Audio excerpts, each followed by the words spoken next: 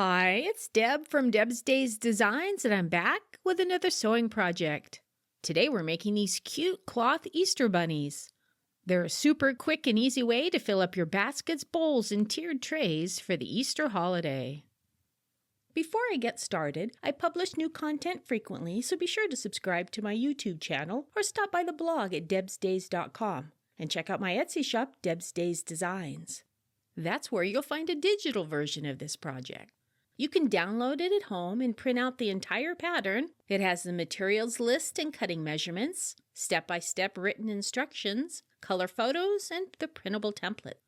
Or, to save paper, just read through the directions on your device and then print out just the template page. All right, let's get this project started. First, cut out the bunny template and place a piece of bunny fabric with the right side of the fabric facing down.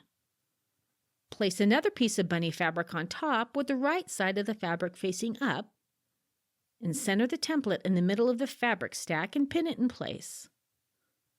Stitch the bunny together by sewing around the outside of the template very close to the edge of the paper, leaving a space at the bottom open for stuffing. Be sure to go slow to keep from sewing the paper, and make sure your needle's in the down position when you're pivoting. Remove the paper template and use pinking shears to trim 1/4 inch to 1/2 inch outside the stitching line.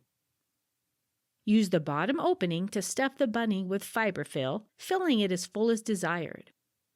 I like to start with a small amount of filling and first place it in the bunny ears and then work my way down. Adjust the stuffing away from the opening and stitch the bottom edge closed, and readjust the stuffing.